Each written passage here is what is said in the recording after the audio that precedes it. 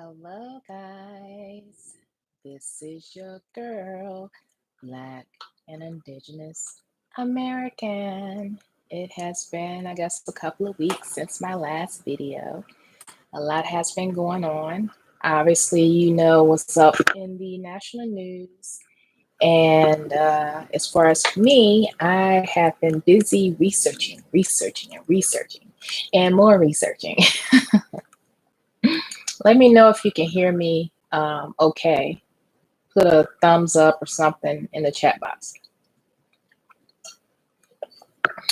Hi, viewer. Hopefully you can hear me well.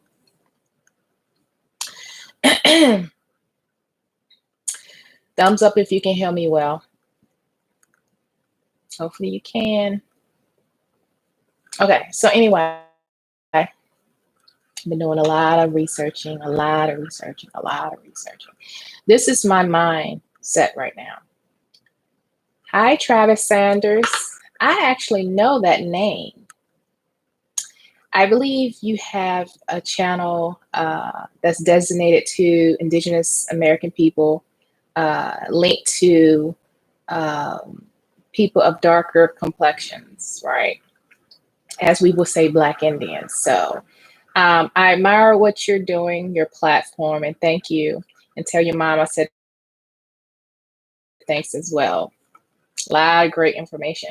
If this is the Travis Sanders that I'm thinking about. if this is the one. Oh, great. You guys have some really good stuff. I've learned a lot from your channel. So anyway, this has just been on my mind the past few weeks. And so as far as researching, I've been researching stocks. I've been researching remote positions, virtual positions as far as employment. And get this, guys.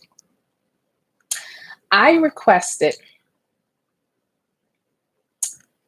to work from home permanently because my company has all the bells and whistles in order to work from home. Well, they prefer their staff to be on site. And that's what I got from corporate. My department head was fine with it, but whatever.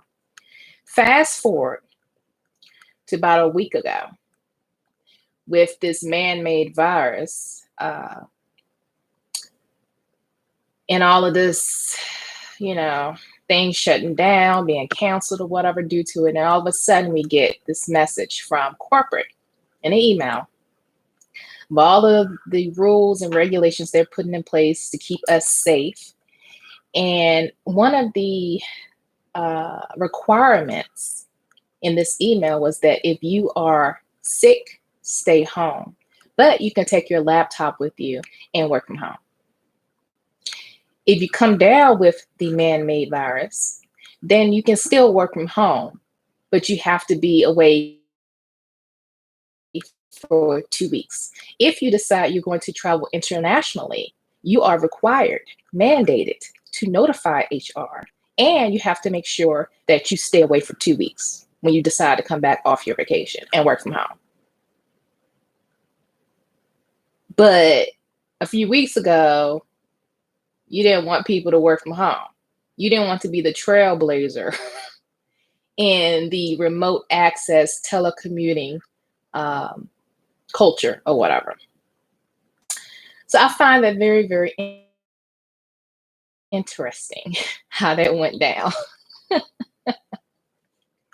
So I'm like sitting back like, okay. Then all of a sudden we got introduced to MS Teams or Microsoft Teams. It's similar to Skype Business, where you can, send messages like Instant Messenger, but you can do conference calls and conference videos. It's similar like that. But I think with MS Team, you can also you can upload documents, and of course you can do video calls and things of that nature. So all of a sudden now they're trying to get everybody on board with the MS Team, right? And then my direct supervisor yesterday said, here, take this monitor home with you. And this is one of the older monitors that we used to use. Now we have these huge gamer, like $2,000 worth monitor. It's huge, but these were the old monitors we used to use. So she was like, take this with you. They really don't want those monitors. They really want to just give it away. And she was like, take this with you just in case we have to work from home. I was like, oh, okay. Okay. Mind you, there have been 2 people in my department that have been not feeling well, and they are older colleagues. Okay. They're seasoned colleagues. And there's this one colleague, coworker, that I've noticed been getting work done, but I didn't see him for a few days. And he's very quiet and stayed to himself. So I realized that he hasn't been feeling well. He hasn't been feeling well for a while, has this bad cough and things of that nature. And this has been going on for a long time. So he just like been spending less and less time at work and more in the doctor's office. And this is before this whole outbreak thing of this man-made virus. So he, his health hasn't really been that great anyway, and he's much older. And so I was like, he's actually, his name is on different tabs, but he ain't here. And then it dawned on me, oh, he must got the green light to work from home because he's not feeling well. And he's seriously not feeling well. I don't know if it's a chronic illness he has or he came down with something. I don't know. Then there's another coworker that's been hacking and sneezing and coughing and sniffling for ever since like last Thursday. So it's been a week. And I said to myself, because we have unlimited sick days, right? And we got the green light to work from home just in case there's an outbreak and they have to shut everybody down and we still have to work, but work from home. Obviously, this is not my home, right? My home, eventually it's going to be North Carolina. That's the reason why I'm here, right? Because I was not given a green light to work from home. So if they decide at the last minute, we're shutting down the brick and mortar, whatever, the on-site offices, and we want you to work from home, I'm packing my stuff and I'm going all the way down to North Carolina and I'm going to work from home there, because I've been doing this whole back and forth hotel situation almost 3 months now, just because of the whole job situation. So I don't know if this is my manifestation happening, because boy, oh boy, a few weeks ago, oh no, we can't allow you to work from home. We don't, now this, where everything in this area has been, for the most part, you live in a highly populated area, more people are on guard, right? So anyway, so now all of a sudden I'm being monitors pushed on me, because at work, again, we have these huge monitors. It helps us, click on like 4 or 5 different websites, have them up so you can see. And, I research all day. So it's very easy to maneuver. But before that, we had 3 monitors. So it's equivalent to 3 monitors. So I'm being handed, here, take this monitor with you, just in case. So now I have not only my laptop, my personal laptop, which I have here talking to you guys. Hi, Auntie Pooh. Auntie Pooh, again, is my real sister, blood sister. But not only do I have my personal laptop, right? And I have to tote around the work laptop. And I have a monitor that's sitting in the trunk, because I'm not going to pull it out and drag it everywhere unless I have to. But I'm saying to myself, I got a whole lot of technology going on. And if y'all decide that y'all decide, we think it's a good idea for you guys to work from home until further notice. I'm like, okay, peace. I'll keep working. But as soon as y'all say y'all got to come back, I'm like, okay, well, sorry. Do you want me to ship back the laptop? Because I'm settled now. Peace.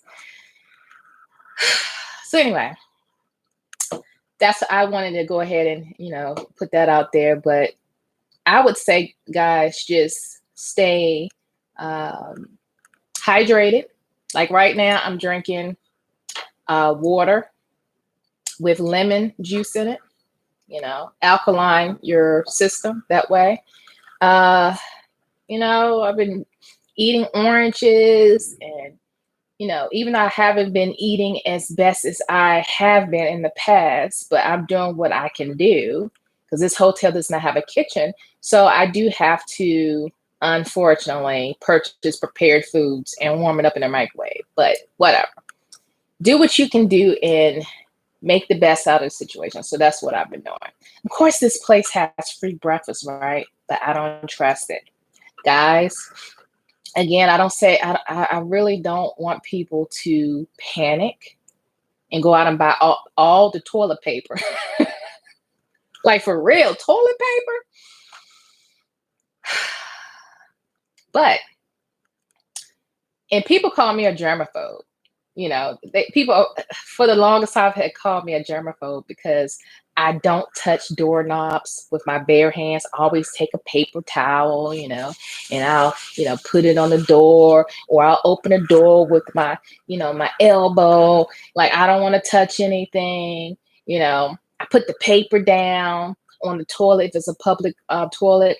If I gotta do what I gotta do, or I squat, I don't even with the bathroom little handles to close the bathroom door to the stall. I don't touch that. When I wash my hands, I take a paper towel, I turn on the faucet, throw that away, wash my hands, get another paper towel, turn it off, throw that away, get another paper towel, dry off my hands, throw that away, get another paper towel, and open the door with it, right?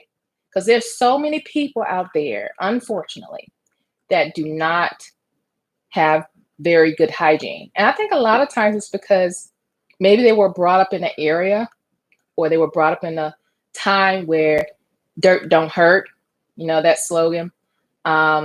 It's okay to be dirty, be one with the dirt and the earth and all that. It's different now. It's just different.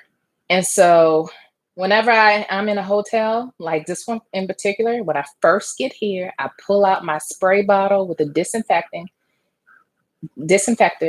and I spray everything that I'm going to touch. Okay. I spray the light switch. I spray the handles on the knobs or whatever on the dresser. When you turn the lights on and off, whatever switch or knob, I wipe that down or either spray it with Clorox or something. Door handles, the top lock, light fixtures, the microwave, the heat and AC unit thing. I'm spraying everything. Even the TV, the swivels, I'm wiping that down with a Clorox wipe because I'm moving it, the different angles. You have these TVs now that, wherever you are in the room, you can move it. And so everybody does that. Everybody's touching that TV. Right here with this desk, I'm wiping it down. I'm wiping down the chair handle and everything. If it's the type of chair that has leather, like leather seat, I'm spraying the whole thing down and spraying and wiping that down. The handle that moves the chair up and down, I'm wiping that down. The closet where whatever you touch, I am spraying and wiping it down before I even get settled, before I even get situated.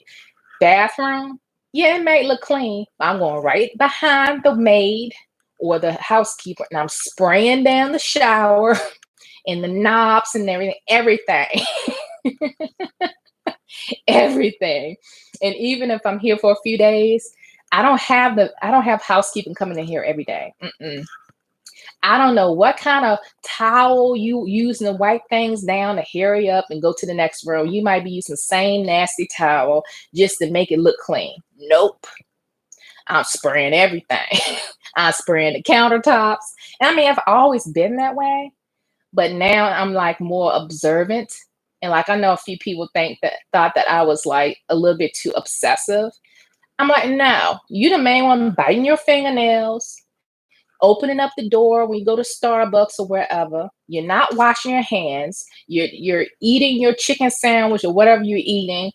You're licking your fingers, picking your teeth. No, no. Now, for all those out there that thought that I was being a little bit, excessive with it, no, that was Dr. Oz 101. I got a lot of information from watching Dr. Oz over the years. Dr. Oz said what the doctor said. I just thought about my Aunt Risa. Well, the doctor said.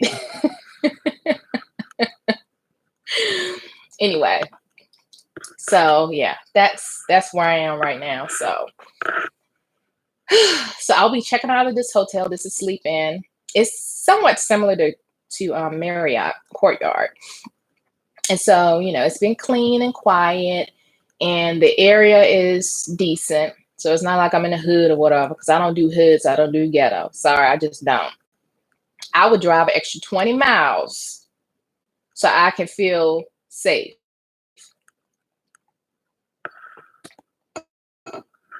So anyway, I check out here tomorrow. So that means I have to get up extra early just so I can put stuff in my car and get ready for work. And the reason why I did that is because Marriott has this weekend discount thing. When you book Thursday night, Friday night, and Saturday night, you get like 25% off or 20% off the booking rate or something like that. And this is why I'm leaving this place to go to Residence Inn. Marriott Residence Inn, thus far, out of all the places I've stayed, I feel more comfortable there. It pretty much has a kitchen, a full-size kitchen and everything. So the one that I'm going to, the rate typically is between $120 to about $150 per night. It just depends. And so this weekend, they had a special going with this whole weekend, 25% off through Marriott's website. They have this this room is like $69 a night. I said, oh, I will be checking out this place with no kitchen, and I'm going to Residence Inn, even though it's the weekend, but I'd rather go there on the weekend, have a kitchen or whatever, and then stay there for 2 nights. And then I booked this Sunday to the following Sunday. So that's 7 days. I booked that at the Sheraton, which is kind of under the Marriott. Now, this Sheraton, I've been there before. I'm not necessarily impressed or wowed by it. They're under a lot of renovations. So, it is what it is. And that's probably why there's a lot of discounts for this place. So this place Sheraton typically runs in this area a good $120 a night and up. So I got that for, I think, $79 a night. I mean, it's still pricey, but that's better than spending $700 or $800 a week, because that in of itself is ridiculous. I am not on vacation. That's different if you're on a vacation and you drop several thousand. Several $1,000s or a few $1,000s for a week on vacation somewhere. So of course, hotel, airfare, transportation to get around the area, excursions, things of that nature. You're gonna drop at least $3,000 probably, at least. No, this is not vacation. This is business. So anyway, so again, this is Sleep In.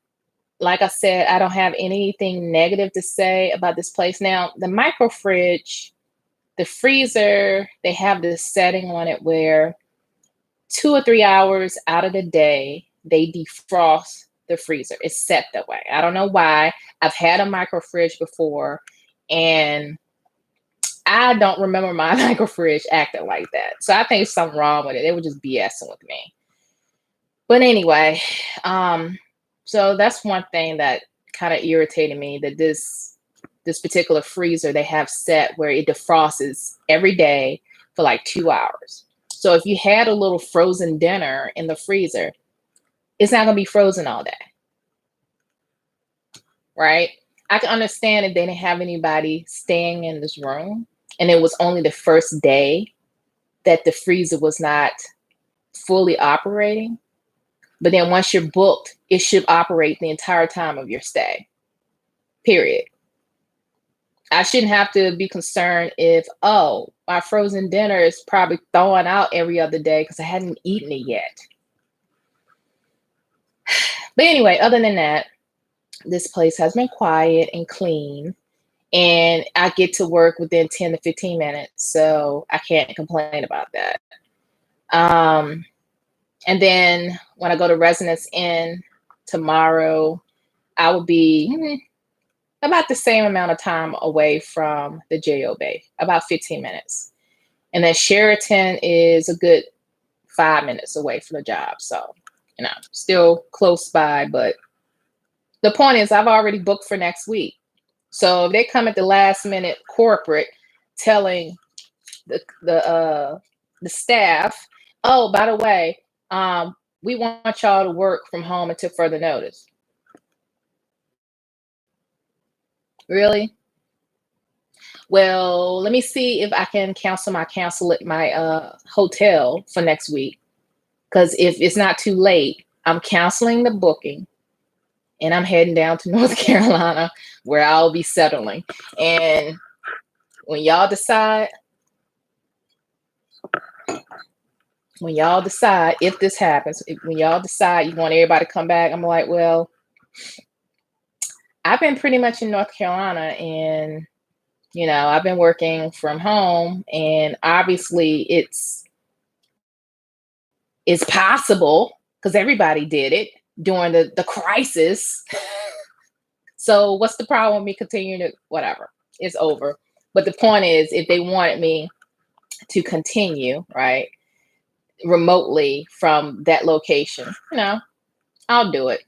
But in the meantime, I have obtained a certificate to teach online. And this is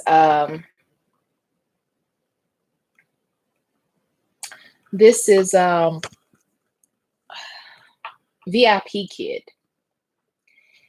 One of my old neighbors from back home, she introduced me to VIP Kid. Yes, Ashley. I mean, Alicia. She introduced me to VIP Kids. And so the whole process has been time consuming, a lot of reading and demos and all of this stuff. But I finally got approved. Of course, the background check and everything came back clear because I am very go by the rules type person. So everything came out good. And before I signed up for VIP Kid, I did take a online teaching English as a second language certificate. It was 120 hours. I mean, it didn't take me 120 hours. It took me a few days because I wasn't focusing on that the entire time. I had other stuff going on. So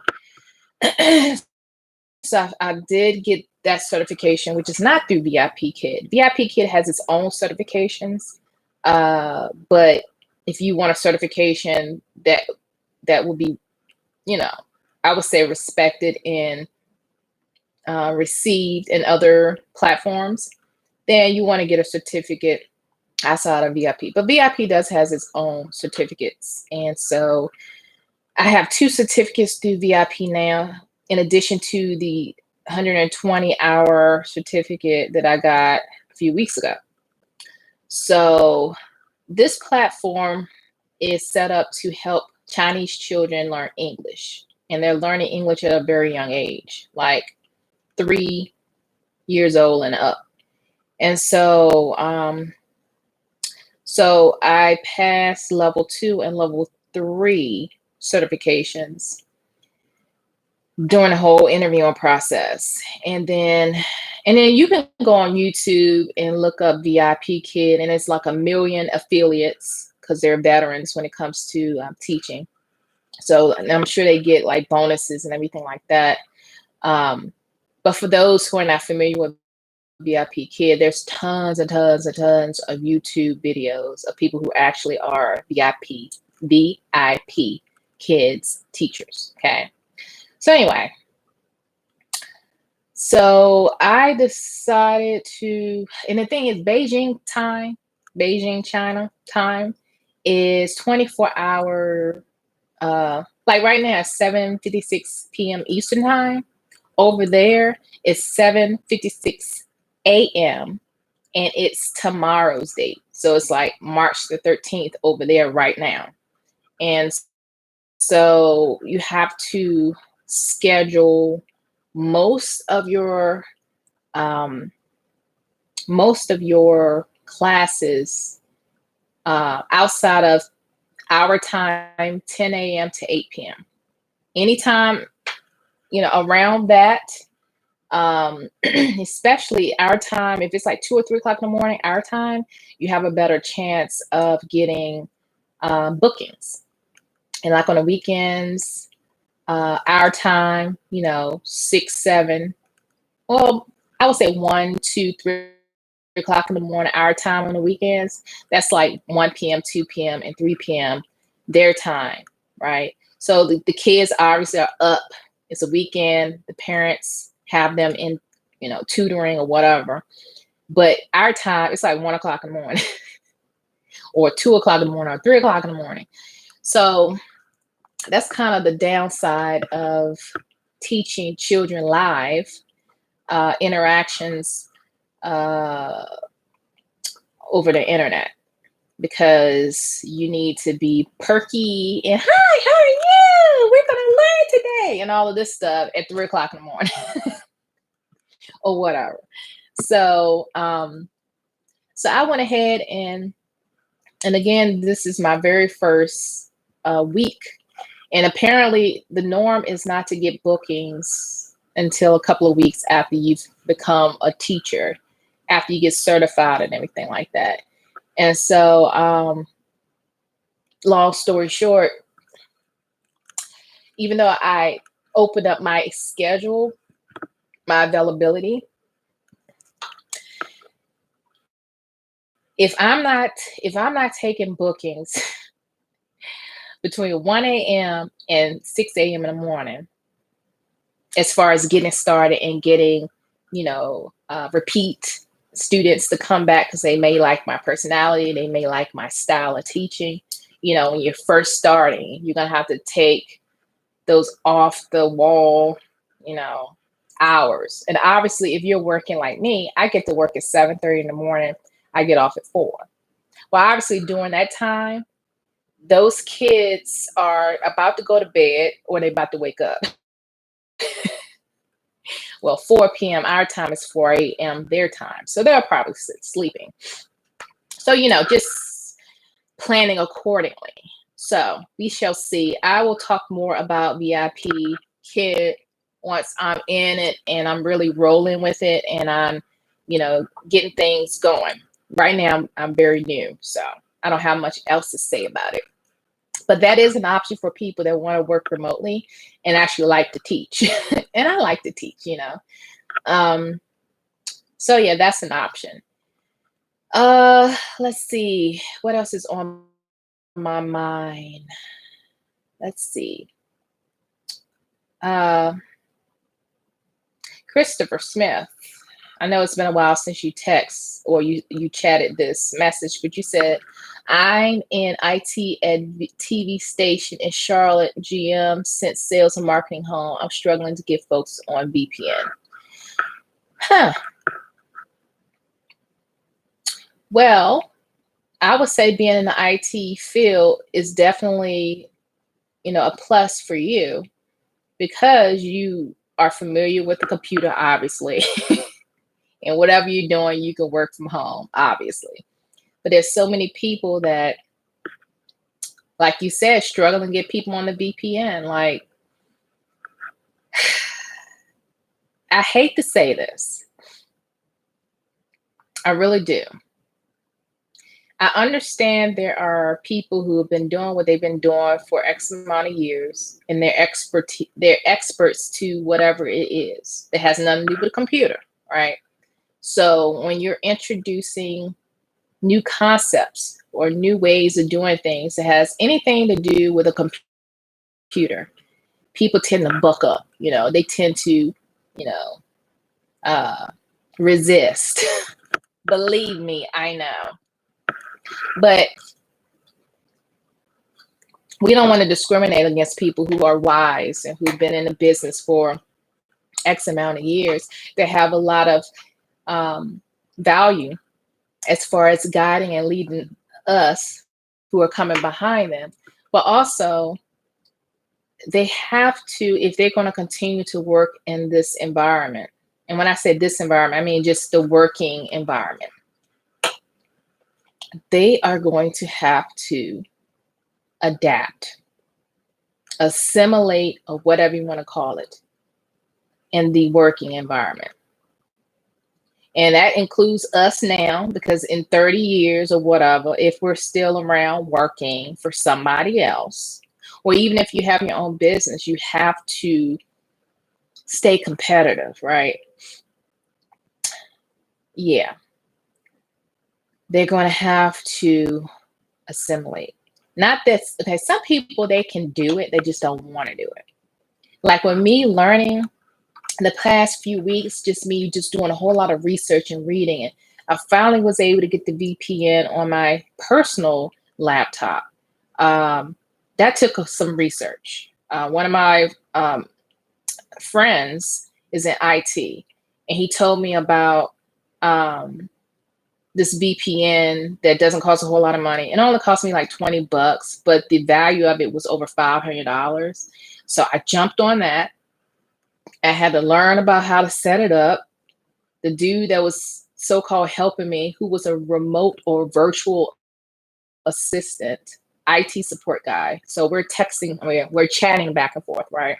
He pissed me off because he just seemed like the type that he thinks like a computer. So why is it that I don't understand what he's talking about? Well, first of all, you've been doing this for X amount of years. You're talking to someone who's not an idiot. However, you're skipping steps. So tell me step by step how to do X, Y, and Z. I don't know what system you're on, but I'm on this system. Do you have instructions for my system? There's one thing about computers, they all are not set up the same. When it comes to software, you have your Microsoft Windows 10 or whatever versus Windows 7. And then you have Apple or iMac. I have an iMac. I don't have it with me. But there's features on the iMac that's not compatible with things over here on Windows. And so even though he was so-called helping me, I had to put him in his place because I felt like he was a younger guy and he probably didn't feel like working, but it was a remote position. And I had to let him know, look, I don't see what you're telling me. Are you skipping a step? So anyway, that's what I got to say about that. So fast forward to next month. Next month, one of my really, really close friends is going to tie the knot with her boo. And I've been invited to attend, obviously. And I guess you could say I'm kind of like a bridesmaid, but not really like, not the type of wedding ceremony that you would typically think. This is more Indigenous American, right? So one of my privileges of doing, she asked me if I could sage everybody that enter into that space. I was like, sure. And I was in the middle of my stuff researching and work and everything like that. So I just like, yeah, I'll do it. And then I thought about it, I'm like, well, do I supposed to say anything, or I'm just smudging people when they come in? um, she has finalized who's going to do the ceremony, you know, um, and not to reveal too much until everything is done, because she's a private person and I don't want to talk too much about it. But one of the former chiefs of an indigenous American tribe in North Carolina is going to conduct the traditional ceremony. And it's going to be in my hometown at one of the state parks. And um, and his folks, her fiance, he is from the Georgia area. So his folks are going to be coming up. And when I say coming up, I'm not home right now. I'm in Maryland. So when I said coming up, meaning like I'm going to be in Southern Virginia for the ceremony, but he's coming up and his family is coming up from Atlanta. So let's see.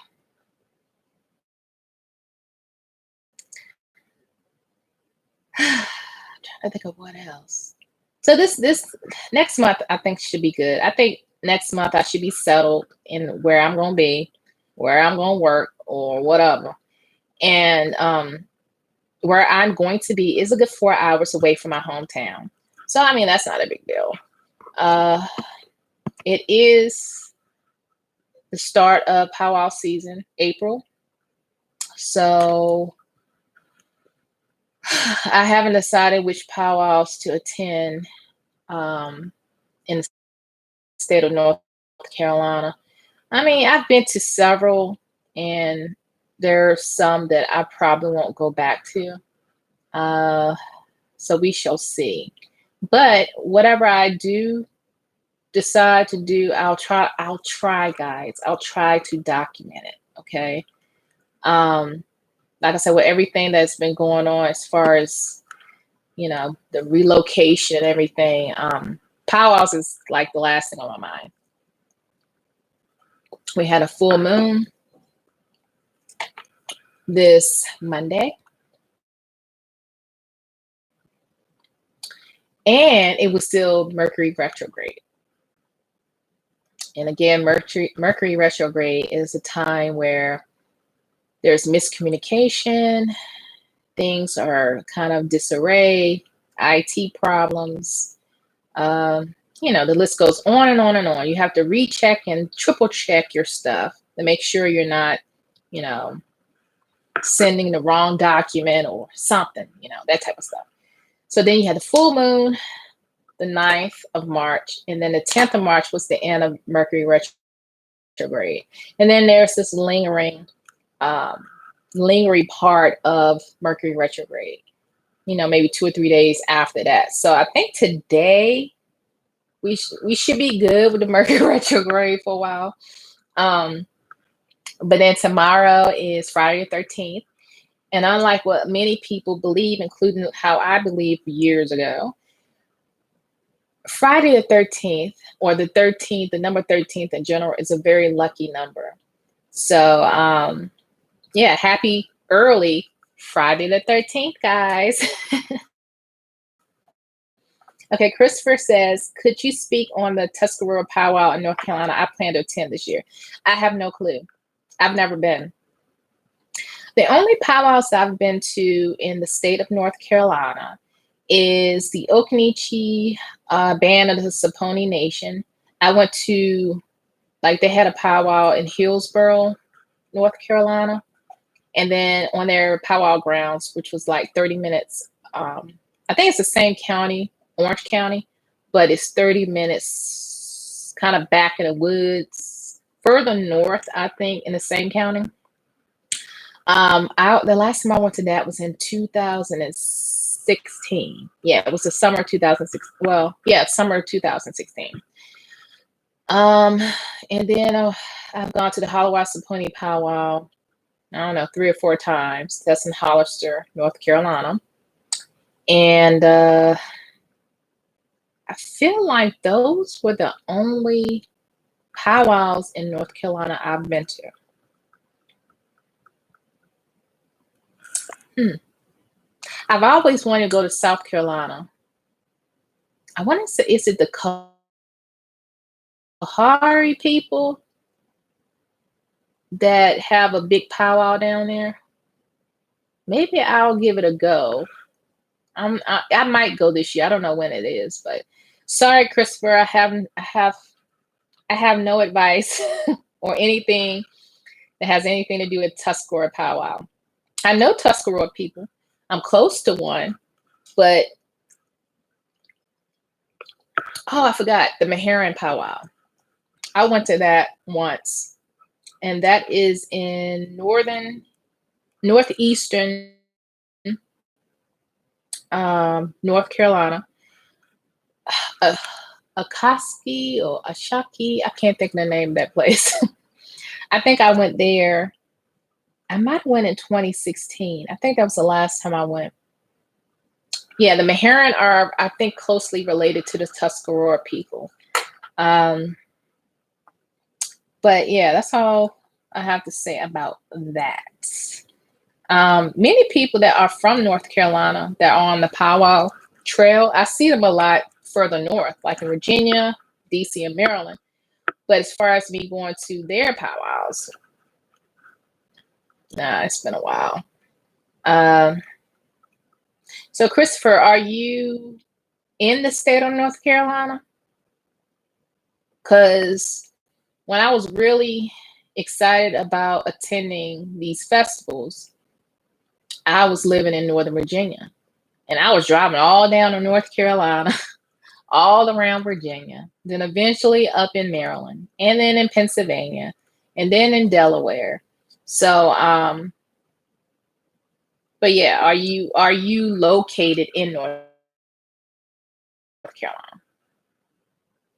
Okay, so you're from South Carolina, but you're living in or you're located in North Carolina. Okay, well, welcome. Even though North Carolina is not necessarily where I'm from, but I consider that home as well because I lived in the Piedmont region, which is uh, part of North Carolina and part of Virginia. So that region, before the state line was drawn, that was one big, mass of territory. So, okay, so you're closer to uh, the mountains. Okay, okay, gotcha. Last time I was in Charlotte, my mom was living in Charlotte. I want to say either mid 2000s or early 2000s. I think she was living there. And I went to visit her a couple of times. But that was about it. I didn't do any excursions or whatever. I didn't really take the time to look around the area and get in touch with uh, the history there or whatever like that.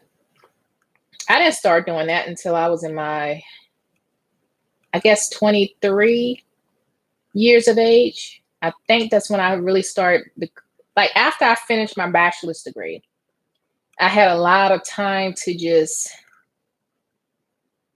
be, I guess, reintroduced to my heritage on a deeper level. And initially I started out, doing all the powwows. And when I say doing all the powwows, I mean visiting, watching. And then eventually I met a bunch of people. And I've met a ton of people the past 2 to 3 years, just, by being associated with other people that are very, um, how should I put this? I am not the type of person that would just spark up a conversation with just people I don't know. However, I've been acquainted and closely connected to people who are like that. So if I happen to be at an event, I'm constantly being introduced to new people, constantly. So being in the DC area, the Baltimore area, I met a ton of people. Um, but yeah, I kind of feel like going to relocating in North Carolina, it has many perks, right?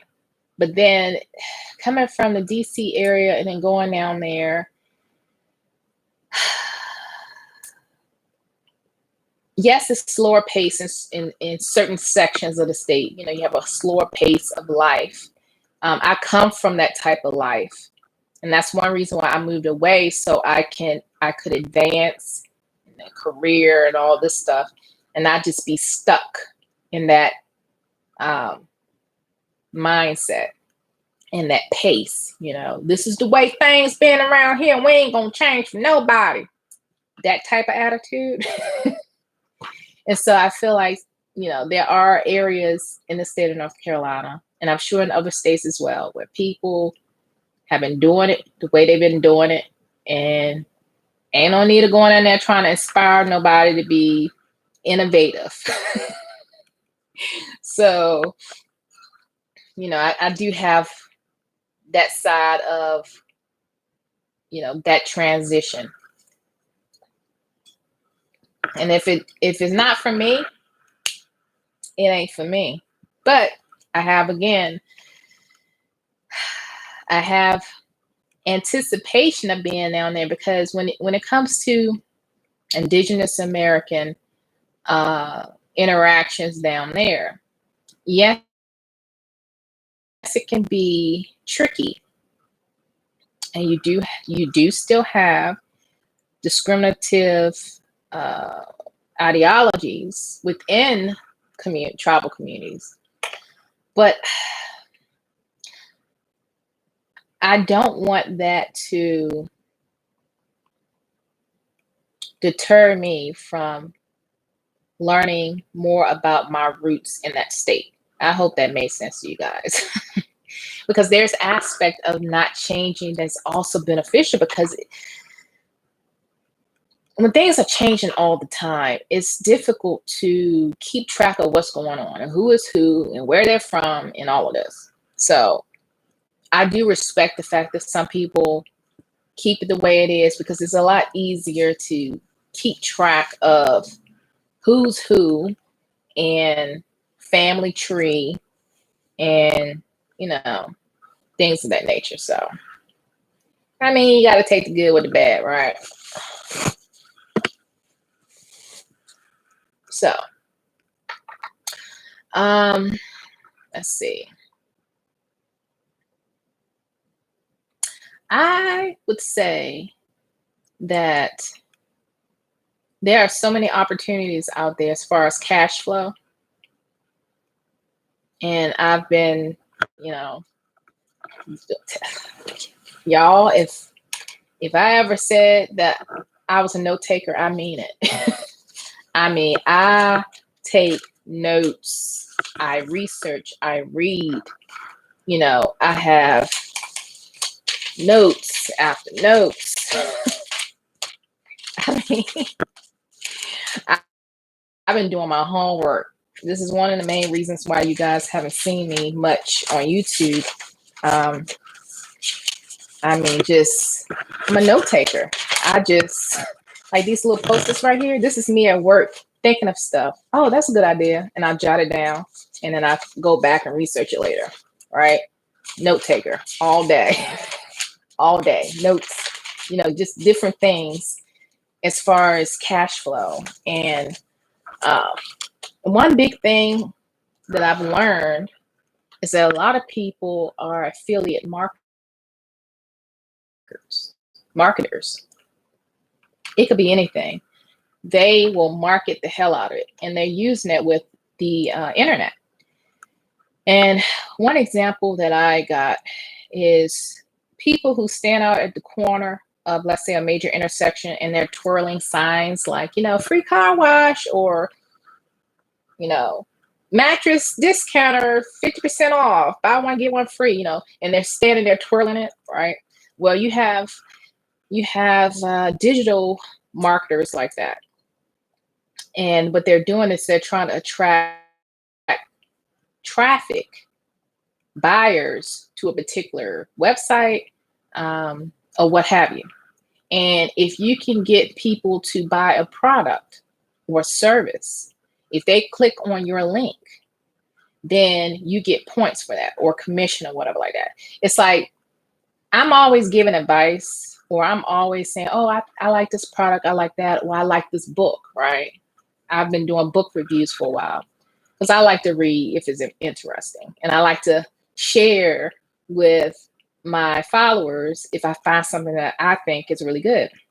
Well, you have people out there to get paid for that. They're not giving out free referrals. You may not be paying for nothing, but whoever they're linked with that has an item or a service or product or whatever, if they get that person that click on that link, and that link will take that person to, let's say, Walmart, because Walmart has an affiliate a program. Amazon has an affiliate program, right? So if you get that person to click on that link and it sends them to that link has like your ID, like your referral ID in that link, and you get a percentage of the sale. I don't know how much the percentage would be.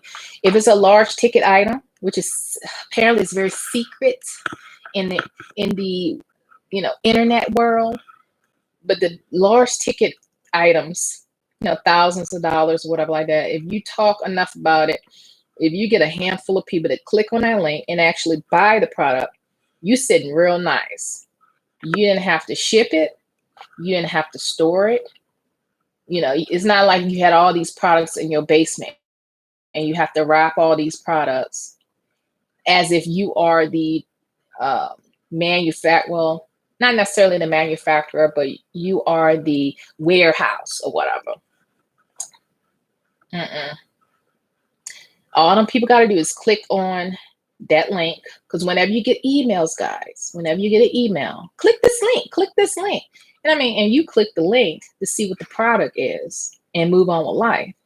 If you buy that product, then whoever had that link, that referral code, that person gets paid. Okay. So I'm learning about all that because I'm not the type of person that's extra bubbly, because to me, that's very fake. But if there is something that I find is, helpful, relevant, or whatever, I freely tell you guys. But, if there is an option to also get a commission for it, I will still tell you guys. But if you click on a link, then I get a commission. So that's an option as far as remote cash flow.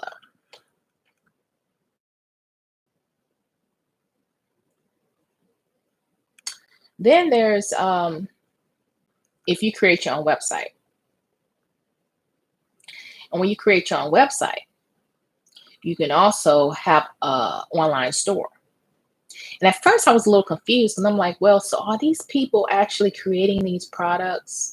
Let's say a metaphysical store, for instance, and this person is marketing potions or oil or crystals or whatever. And then I'm thinking, is that really their products? Then it dawned on me after watching a million YouTube channels, videos. I said, oh, it's kind of like you have your own store, regular store, and you have other businesses have their products in your store. And then you get a percentage of the sale, kind of like a Walmart. People go to Walmart. And yeah, Walmart has their, I guess it's called Great Value. That's their store brand. But for the most part, they have all these different brands, Pepsi and Kellogg's and, whatever, what people like to shop for. People go there, shop, pay, move on. Well, this store is actually an online store that you can set up like a website or whatever. And when you set up this website, you could sell items or products or whatever like that. And those products, they are not in your house. They're somewhere else.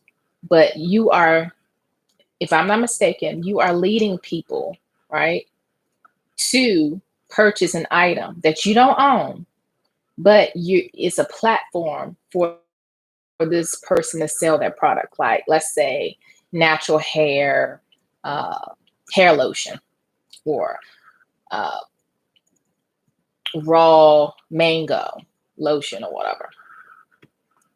So you can have a storefront online, and you're selling products for whatever you care about. Like, I care about culture and justice and things pertaining to my communities.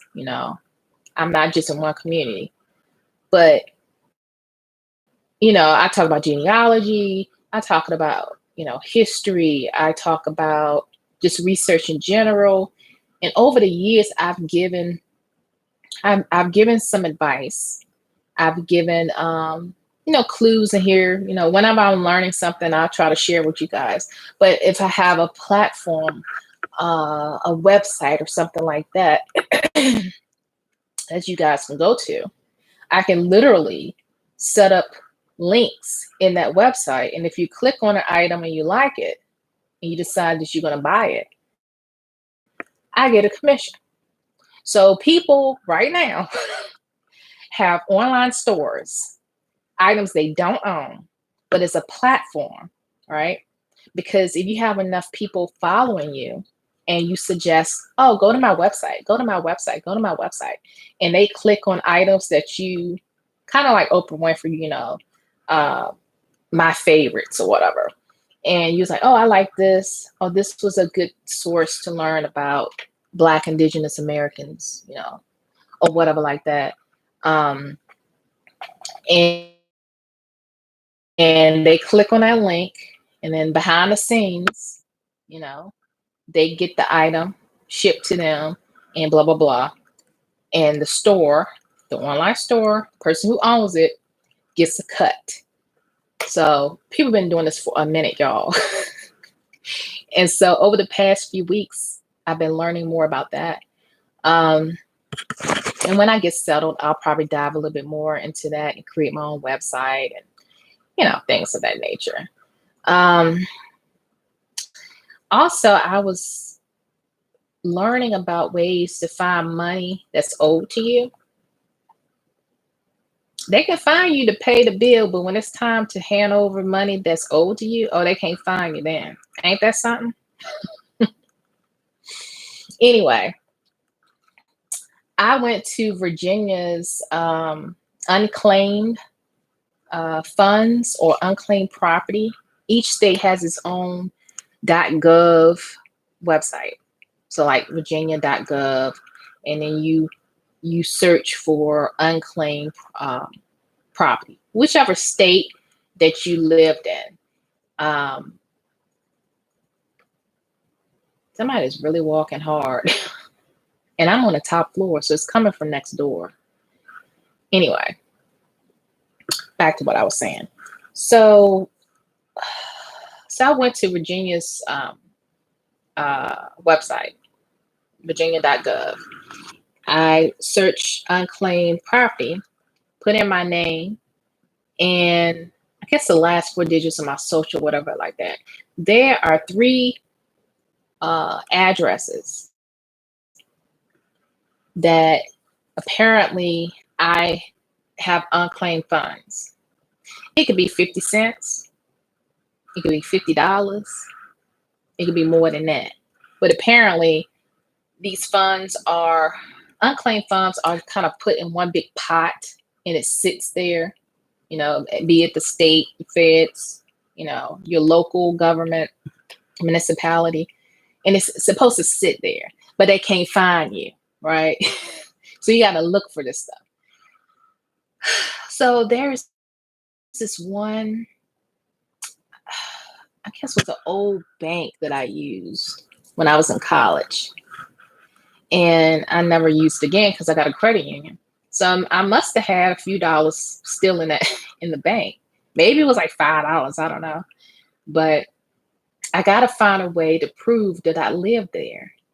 And I keep records forever, right? Well, not forever, but I keep it for at least 10 years. And then after about 10 years, I start shredding old papers. The past 10 years, I've been saving a lot of important things on a USB drive, right? Which once upon a time was a disk, you know. But the USB drive, I've been saving things. So I don't print a lot of stuff like I used to. So a lot of stuff that I had like for 10 years, I'm like, okay, I don't need this anymore. So I actually went through a lot of my stuff and I shredded a bunch of stuff that was about 10 years or older. And I bet you the proof that I could have used for an old address in the early 2000s when I was in college, I bet you I shredded it like literally a month ago. So then I was thinking today, if something popped in my head, what about your credit report? I was like, aha, your credit report should have all of your addresses listed on it from the time you open up credit, right? Right? Somebody enlighten me, okay? But I was thinking like the credit report, if they trying to catch you so you have to pay something, it's on a credit report. So maybe I can use a credit report to show that address I lived at in the early 2000s to prove to the state of Virginia that I am who I am, and then that money that's being held or unclaimed or whatever is mine. So apparently people find money. Now, this was, I'm assuming when I went off to college, that's when whatever money that's owed to me, that's what's showing up. Because when I went off to college, I was in Northern Virginia. And so there is that Northern Virginia address when I was on campus that showed up. And then another address when I lived off campus that showed up. And then another address that showed up where I lived about 3 years ago, which was in Northern Virginia. So I guess as, you know, from the time I went off to college up until now, they've kept record. So I'll tell you guys how that all played out, because there's a lot of YouTubers, because this is where I'm finding a lot of information. A lot of YouTubers are sharing ways to find free money. That is OTL. Let's see. And every few years, I think I'm going to keep checking, you know, and see what I find.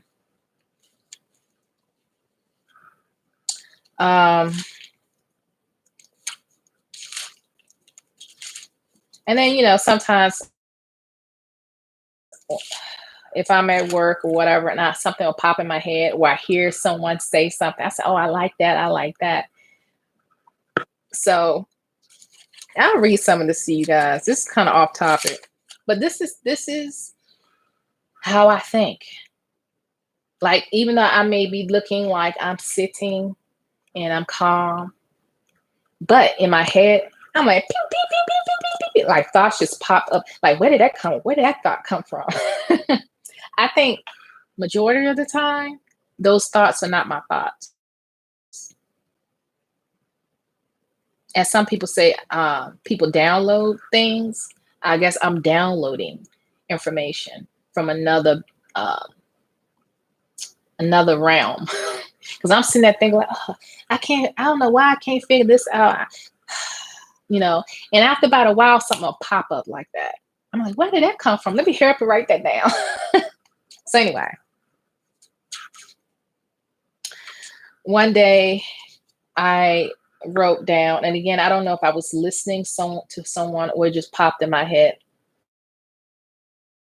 When I said listening, maybe I was watching a YouTube channel video or something or whatever, but something, you know, I thought was worthy enough to write down. I said, hashtag divine justice. Let's not waste each other's existence. And then And again, this is scattered. Okay, it's not in any kind of order. Hashtag well groomed. Hashtag we really don't care. Hashtag time's up. Hashtag fear not. Hashtag chaos before creation. Hashtag change is prerequisite to inner greatness. Hashtag pain works in favor. Hashtag living in that regal realm. I don't think that came from me. I think I heard somebody say that. Now, Ralph Smart, if you guys don't know him, you should check him out on Facebook. He said, let love guide you, not fear. Let love guide you, not fear. I repeat, let love guide you, not fear.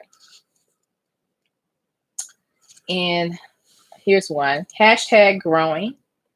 Hashtag free yourself. Hashtag creating my dreams. Hashtag flip it. Don't be an extra in someone else's dream. That one I think I heard a YouTuber say. This is from Bob Proctor. Bob Proctor, I've listened to him. And the reason why I learned about him I found out about him because of The Secret, that documentary called The Secret, learning about law of attraction or whatever. So Bob Proctor, he was on that as well. He says, don't let the present results dictate your future. So I like that one. Like if you're in your current situation, who knows what kind of level it is of frustration, but you're in your current situation. Don't allow the present results dictate your future. Because whatever you're thinking right now, eventually it's going to manifest. So if you don't want the funky, ugly, nasty thoughts to manifest, you need to change it up here, right? And tell yourself how it is. So in the future, it will be what it is. Because if you're focusing on now, everything get on your nerves, yada, yada, yada, it's going to create that. You put a seed in the soil and you water it. You don't dig that hole a week later and see if that seed is now starting to sprout. And it's easy for us, and I'm talking to myself, to get frustrated when we plant something or an idea, whatever, and you want to check to see, so what's the status? What's the status? Well, if you plant a seed, whatever the seed is, there is a time that you're supposed to wait, and not just wait and don't take care of it. You're doing something. You're watering it. You're giving it enough of whatever it needs in order for it to thrive, right? So during the stage of waiting, you don't just sit there. You just know it's going to grow. I don't see it growing right now. All I see is dirt. But from that dirt, it's going to sprout and it's going to grow. So that's what I got out of that. Taking the time to take myself back in my own possession. I don't know if Magical Lady Duchess, this is another YouTuber.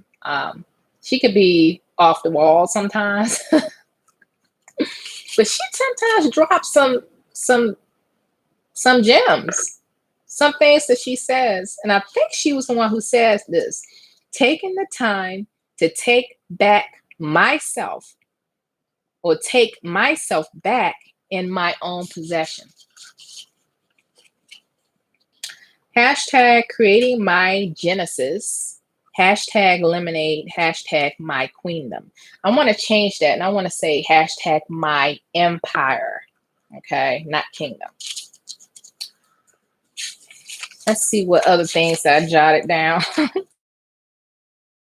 Because like I said, in the middle of the day, when things are just I jot down things and I look at it and I read it throughout the day to remind me of who I am.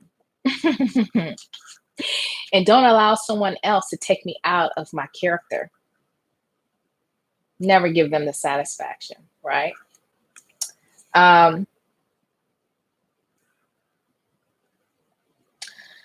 Let's see. Standing in my power was one that I think I thought of. Standing in my power.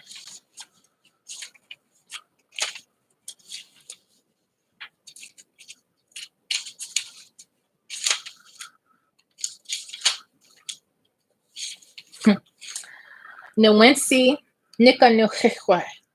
What I said was, my name is female leader in Algonquin, the Lenape dialect.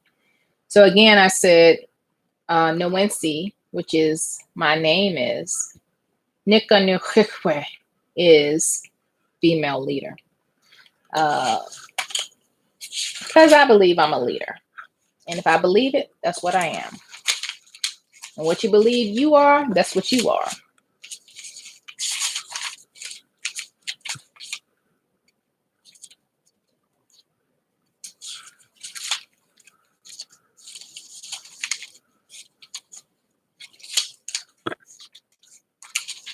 And then I was just jotting down some more stuff. Like, apparently there's an ebook called Life Wire. That's LIF and then WIRE. And then I jotted down gold water.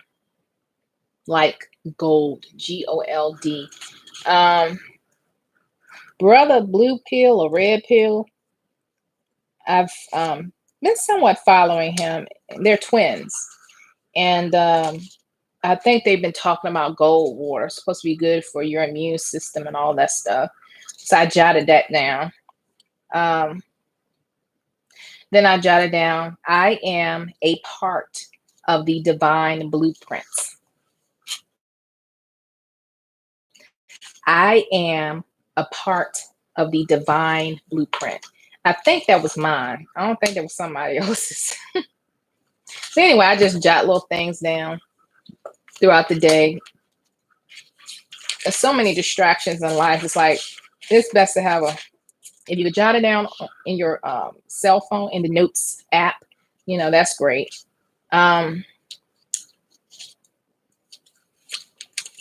Apparently you can contact votesmart.org and contact call your congressman or get the congressman information from votesmart.org and ask for what the group's resources or whoever they are. Candidates just want to get reelected. So if they think that you're going to vote for them, you can contact them and ask about these programs for free money.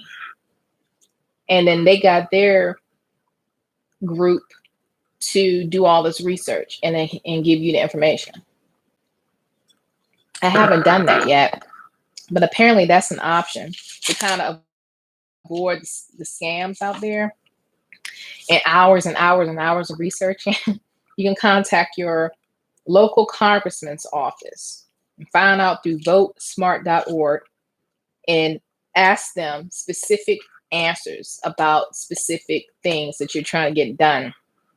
Whatever, free money, helping with your student loans, as far as programs that will help you lower the interest rates, whatever like that. You know what? I did find out people that are into strategy in the stock market, whatever. Whenever the stock market goes down, like what we're noticing this week because of the national news and global news about this man-made threats that are killing people, not as much as the regular flu, but it's up there. It's getting up there. It's ridiculous. But if you notice the stock market, people are getting nervous, right? So apparently, when the feds lower the rates, interest rates, that's the time that you want to revisit any loans you have and get them refinanced or what have you. Try to get the interest rate down lower. Um, my interest rates are pretty good with my student loans, but I'm still paying almost $500 a month. Okay. So, yeah, I'm trying to figure out a way to lower that per month. If I can lower that interest rate, that'll be great. Now, you may or may not know, but there are programs out there for people that work in the public sector. Um, if you're a teacher, police officer, fireman, veteran, work for a nonprofit, work for the government, be it local, federal, state, then there are programs where your loans will be forgiven if you worked at that establishment or that industry or whatever for X amount of years, right? And you pay on time, right? Like clockwork. If you don't miss any payments, whatever like that. And I think you have to also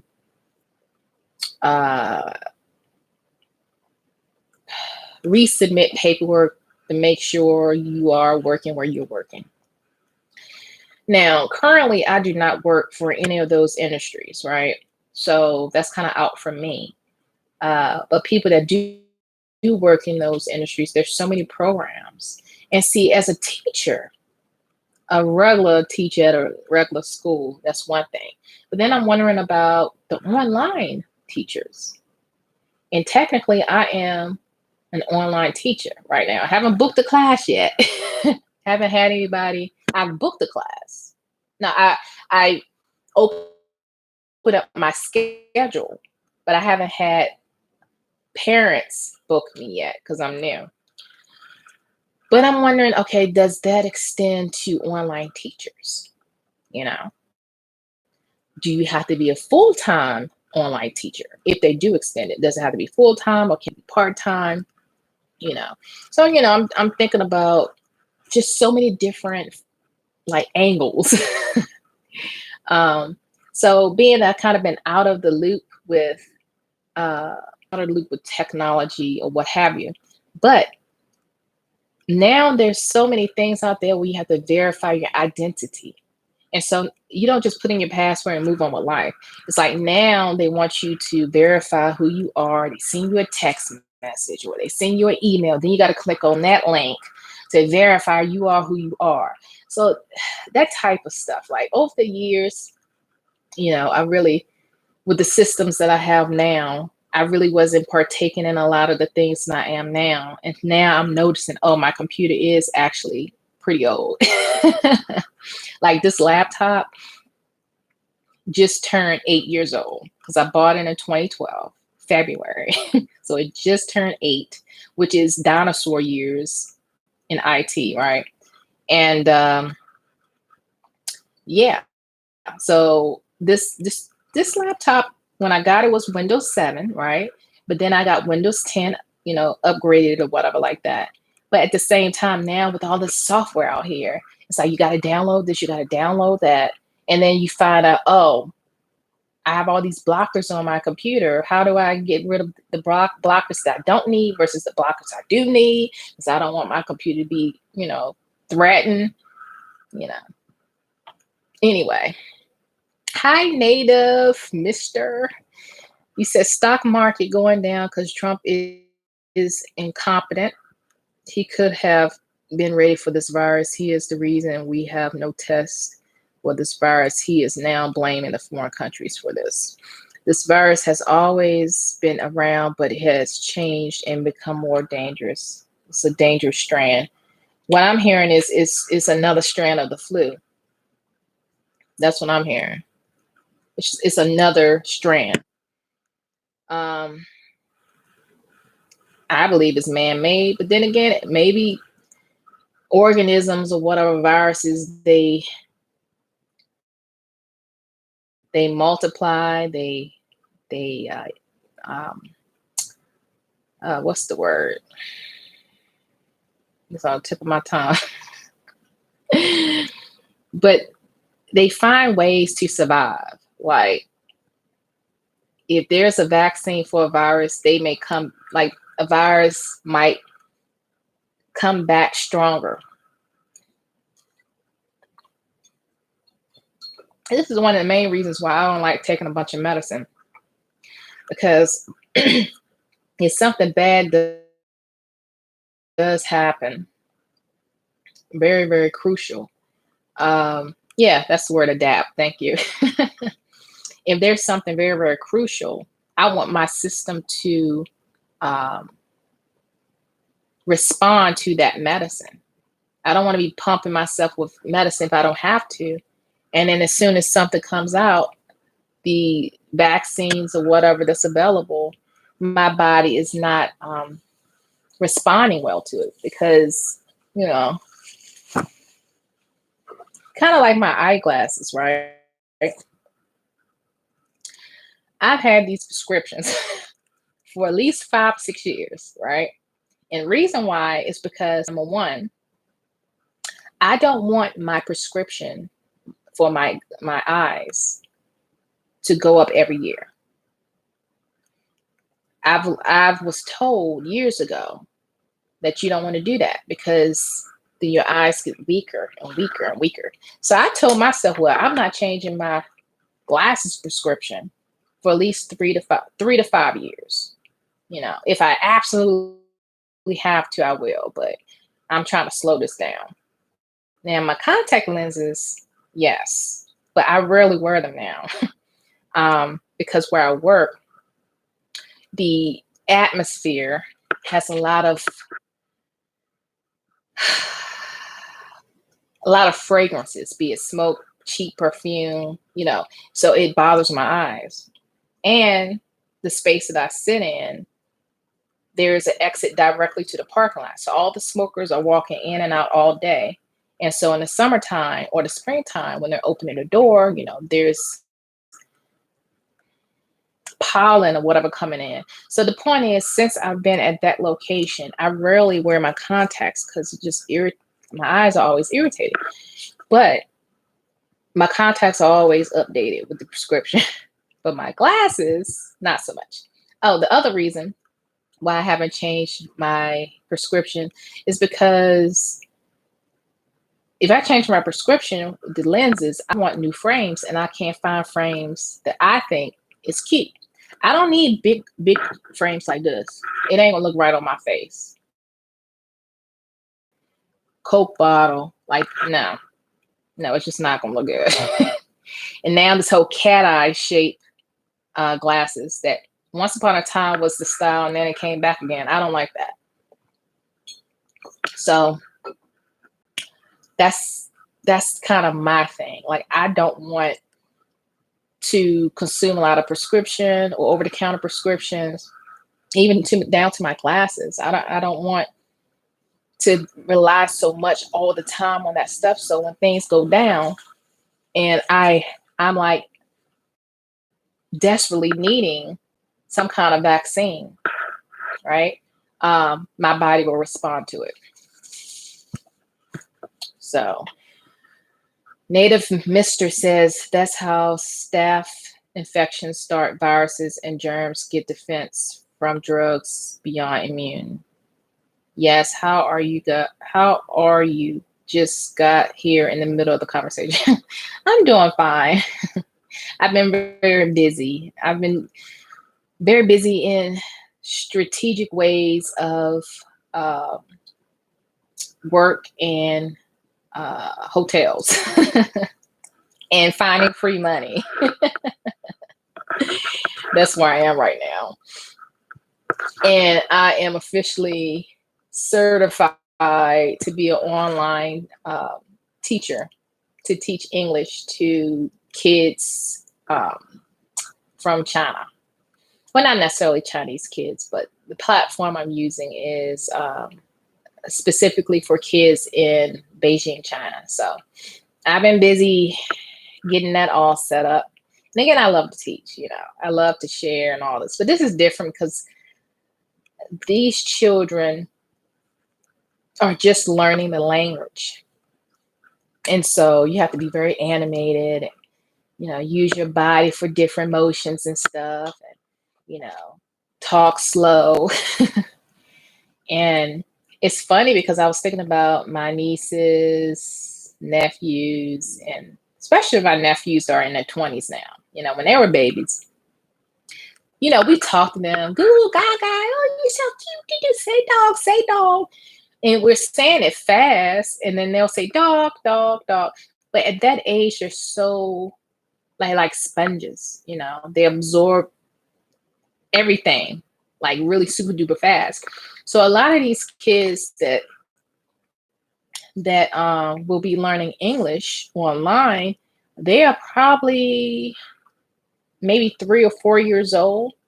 So it's not like you're talking to a 3 or 4 year old here that has grasped no, yes, mine, please. That's part of their development, right? And these kids, you have to remember that you have to talk slower so they can understand the word that you're saying, and don't use too many words like goo goo gaga, oh, you're so cute, did you say dog? And the last thing you say, the child says dog. But with these kids, we're not talking goo goo gaga. We're focusing on the word, and maybe he sits, she sits, and then have like a little puppet or little props, like ice cream or something like that. So that's what I've been focusing on, is getting set up to teach children online and other things other than that. But I was mentioning different ways to find free money that I'm coming across that are legit. Calling your elected officials, so their constituents or whatever can do all the footwork for you. Because if they're up for election, they're going to try to get your vote. And so if they're going to try to get your vote, and if you want to know about programs that are not available online, not straightforward, this is kind of secret type stuff, right? Then you can contact your elected official, elected politicians, and get their people to do all the footwork. So you could get the information, go ahead and apply, and not have to do all of this, all of my notes, So that's pretty much where I was in the middle of this conversation. And this conversation is all over the place. Just catching you guys up on what I've been doing. Let's see. Another thing too is with this BIP Kid platform that I was just talking about, teaching kids in China, is that in order to get tax write-offs or whatever for that, what I'm learning is that whatever room I have designated as my office space, then I will have to deal with the paperwork, whatever, for taxes. And whatever square footage is in that particular room, I have to calculate that and show that I'm living there, be it a lease, a mortgage, or something like that. And in that way, I'll get tax deductions come next year, for this year. And so, because I am technically an independent contractor for that particular platform, teaching children English online. And so I was researching all of that. So yeah, I've just been on full blast researching the past few weeks. and finding other opportunities to work remotely. Um, and I said this earlier in the video, and I don't want to talk too much more about it, but I put in a proposal for me to work from home with my current position, and I did not get the green light because they were not ready to allow their staff to work from home. And fast forward to this man-made virus, and now it's gotten closer to this region. And all of a sudden, corporate headquarters start sending out emails talking about, if you feel sick, stay home and work from home. If you get the virus, stay home. You can still work if you want to. And then you got to be, stay away for 14 days, and you have to have proof that you no longer have the virus, blah, blah, blah, blah, blah. Right? So we're capable of working from home, but only when we're sick. Right? Then this other thing came up. In case things go in a different direction and we have to have everyone work from home, these are the steps we want you to take notes of, or whatever. Here is a quick list or quick steps to transfer your calls or change your voicemail from wherever you are. If you're home, change your voicemail from your work office, number, telephone number. Then there was this, if you're planning on flying internationally, then you're obligated to let us know in writing where you're going. And when you get back, you have to be away from the office for 14 days in quarantine or whatever. We need to see proof that you're clean before you come back to work. So once again, this company is perfectly capable of working from home. Matter of fact, there are plenty of companies that do e-signs. So if you need documents to be signed, you can have it signed electronically. People don't have to be sitting there in your face for you to verify who they are. Right? Now, see, I'm manifesting what I want. I've been doing what I need to do to manifest what I want. However, I prefer that people don't get sick in order for me to get what I want. But then I'm sitting back and I'm thinking, so during Mercury retrograde, I didn't get the green light. Now the Mercury retrograde is over. Now they want us to take our laptops home after work every day, right? Then yesterday, my direct supervisor said, Erica, take this monitor home just in case. So that way you can have this extra monitor to work. Because working on the laptop is, it's very, very difficult to do what we do all day, which I agree. I said, wait a minute. So I thought we couldn't work from home because they didn't want the whole company to work from home. This was like 3 weeks ago. Now, fast forward, Mercury retrograde is over. Now, all of a sudden, they want us to take our laptops home every night after work. Here's an extra monitor, right? And if you're sick, stay home. But you weren't ready for people to work remotely. So it took a world global man-made threat to push you to be in a position to allow your staff to work from home so you don't lose your business. It's crazy. It is really crazy, right? It is ridiculous.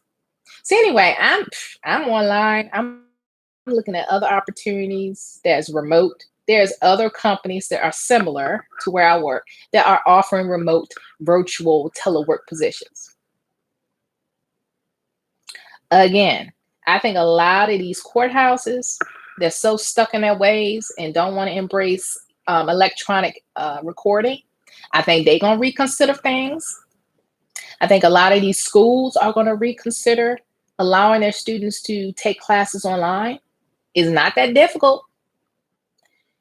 And there's going to be, it's just, I think after this, a lot of these stuck in their ways type people who've been doing the same thing forever and don't want to change, they are going to reconsider electronic ways of doing business and keeping the economy afloat. If you are a non-essential employee, stay home. But then you have people that don't have access to internet at home. What they do, feel it. But the rest of us who are non-essential employees, work from home. It ain't that hard. You got a VPN. All you need is internet. Boom, you good. You could continue to work, move on with life. You ain't got to waste your time getting pissed off in traffic, gas, wear and tear on your car, and dealing with immature personalities on a job when they're much older than you, but they act like they're 10 years old. You ain't got to deal with all that. You ain't got to hear them talk, them chew, them cough. You ain't got to hear none of that. Ari Ben, you said hi. I raced home from grocery store to see you. Thanks for chiming in. Peanut says peace and blessings. Hi, peace and blessings. Thanks for checking me out. I don't have anything necessarily planned for this conversation. The past almost 2 hours that I've been on here, but I thank you for chiming in. So with this, again, this threat going around, I just say, guys, do what you can. This is my thing. Remember your eyes, your nose, and your mouth. Again, your eyes, your nose, and your mouth. Don't rub your eyes. Don't rub your nose. And don't be messing with your mouth without washing your hands. Warm water, maybe slightly hot, depending on your skin and the sensitivity. Soapy water. Not just splashing water on your hand and then touching the same doorknob that everybody else touched. No. Eyes, nose, mouth. Wash your hands before you touch anything dealing with your eyes, your nose, your mouth. Before you eat anything, wash your hands. Years ago, I got in the habit, whenever I would go into the work environment, especially when I was like commuting in DC, having to touch everything, public transit or whatever, I just couldn't get around it. As soon as I walked in the building, before I even got to my workstation, I went and washed my hands. Wash your hands. Okay? People with sensitive skins, I would suggest wearing gloves when you're out in the public. Take it off, discard it when you get home, and then wash your hands. Because some people can't wash their hands all day. You know, they have very sensitive skin. That's my motto. Call it what you want. Call it what you want.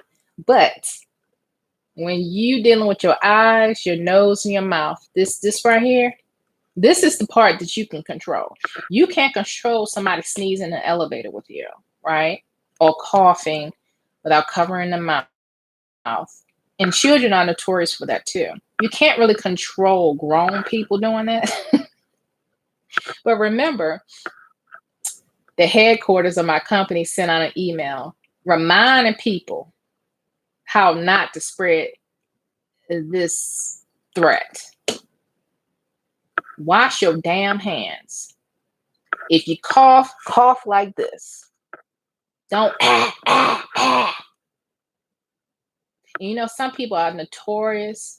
Whenever there's a company function, they're the first one to want to put their hands on everything. And they ain't washing out one finger. The first one want to shake everybody's hand and then picking their nose when you ain't looking. Nasty. Nasty.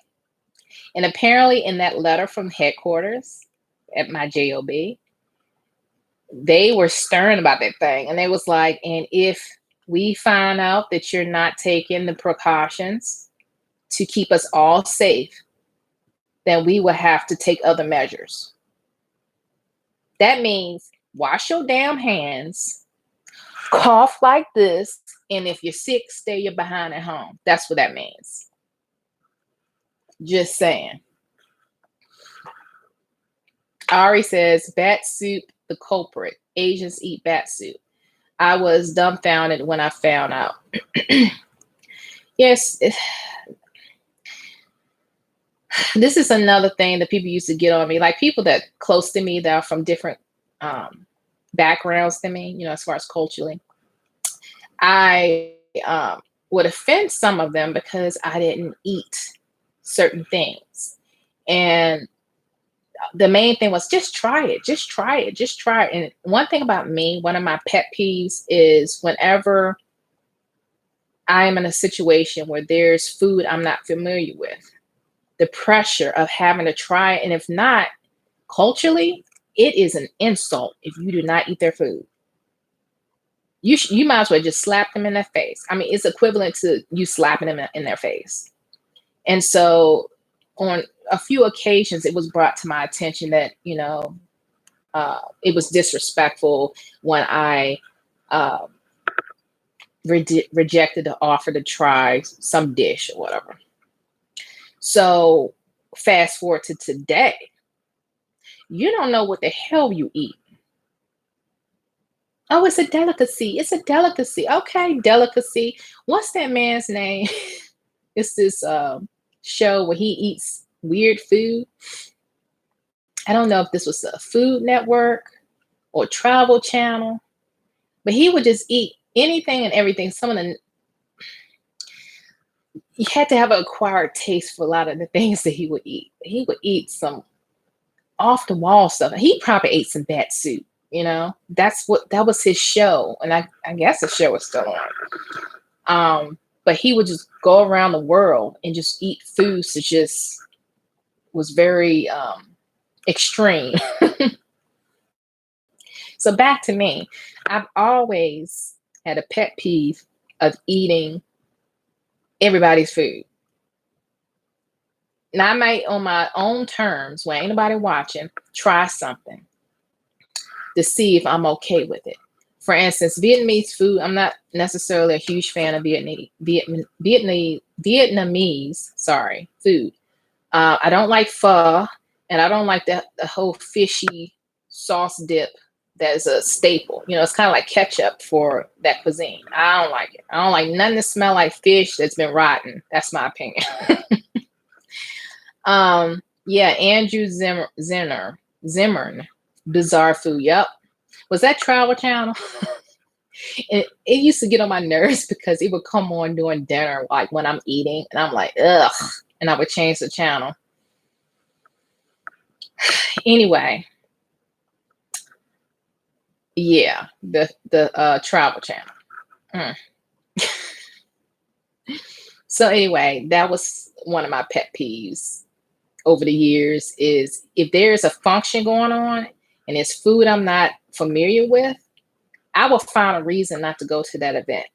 Oh, I made plans. I didn't make no plans. For me not to go through the stress of having to eat something I don't want and the stress of thinking that you're going to be offended, I'd rather keep my behind at the house. you know, and that's just how I felt about it. Yeah, Anthony Bourdain, he also went around and ate and drank and traveled. Um, and I would watch him too. Yeah, I would watch him. It's just sad how that ended.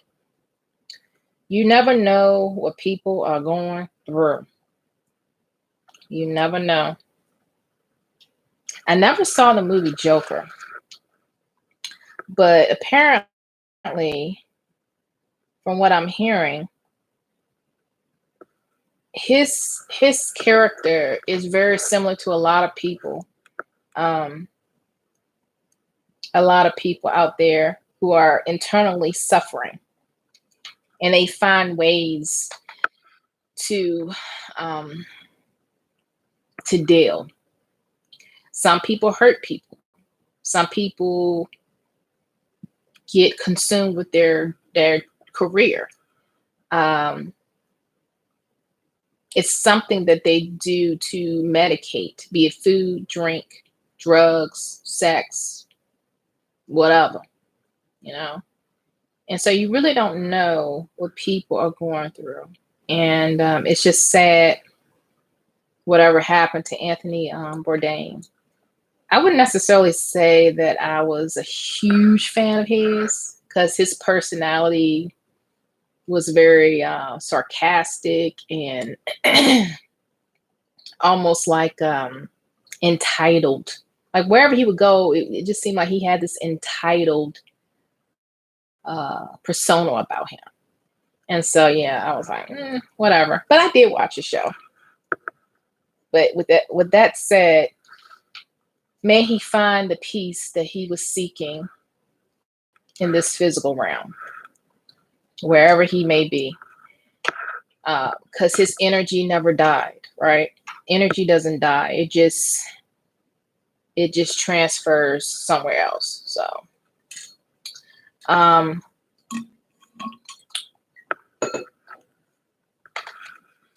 let's see what else.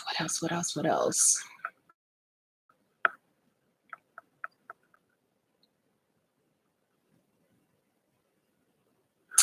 So people are getting pissed off or have been getting pissed off because a lot of their extracurricular activities and entertainment has been canceled or postponed because of all of this stuff going on with the threats uh, with this virus.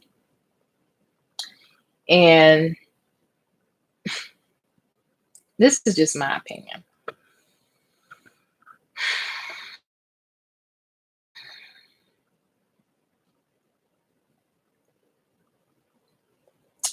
If you are forced to stay in your house or your apartment or wherever on lockdown and you're running out of food and whatever else, medication,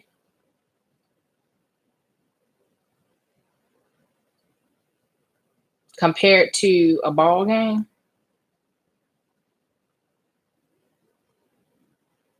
think about that.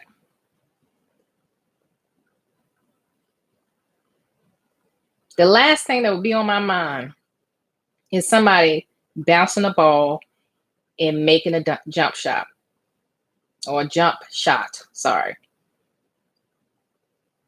That would be the last thing on my mind.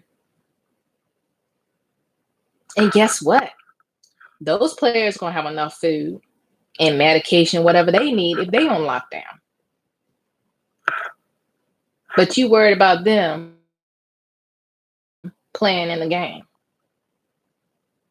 because that's your favorite pastime. Yeah.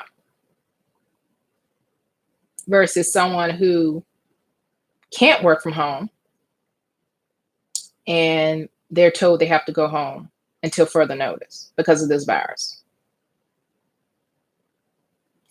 But again, you have people out there who are upset about a playoff game or some professional ball game. So I'm assuming your cash flow is not threatened. Because why the hell would you be worried about a ball game if your cash flow wasn't flowing? You'll be focusing on that, right? You'll be focusing on hurrying up to get your doctor's appointments in, getting your refill on your medication, filling your cabinets with canned foods just in case. You never know. Ari says Trump been up close to 2 politicians supposedly with the virus. Yep. I've noticed some people that contracted this virus, some of them, their identity was disclosed and some weren't. Like apparently and I haven't watched the news since this morning, so maybe it was revealed by now. But apparently when they shut down the basketball, NBA or whatever season, there was a player or whatever, but they didn't name the player. So in my opinion, a person's medical condition is their business. It's private, right? But if we see the clown in the White House coughing and hacking and sniffing and blowing his nose, or we don't see him in the news for about 3 or 4 days, but we see clips of repeats and stuff of what he said 4 days ago.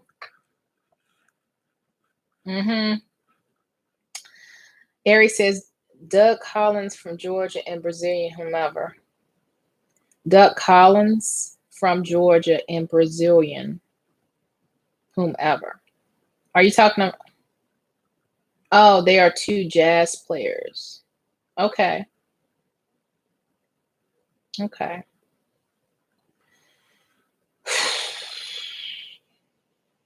Yeah. So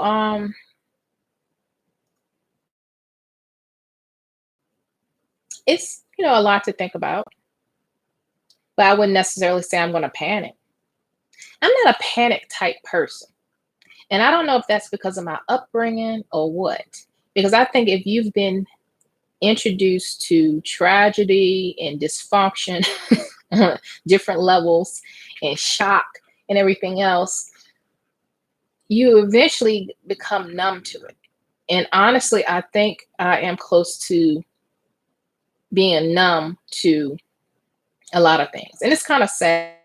I mean, I do have compassion, obviously, for people, but I'm not the type of person that will sit there and watch the news and start crying, you know.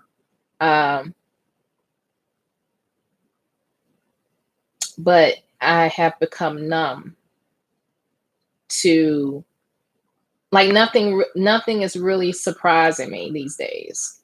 With all the stuff going on, it's like, okay, well, let me focus on what I can control. Let me focus on that. Let me focus on my inner evolution. Sometimes you have to take time to be a hermit.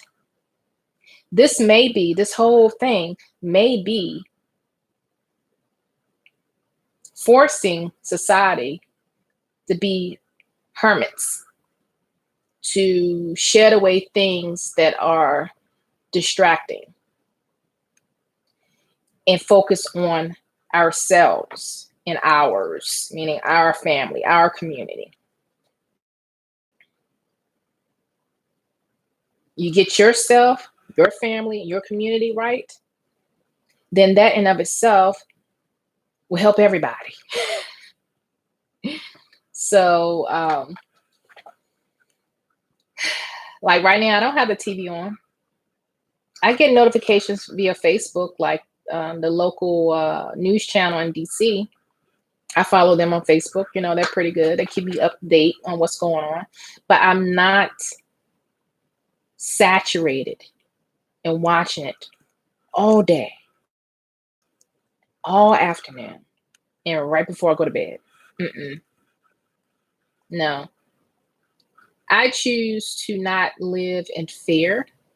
I choose to live in caution and take the precautions that I can within my own power, be it spiritually and be it physically. But I am not going to run around panicking. Um, I'm built for this. And many of you guys are built for it.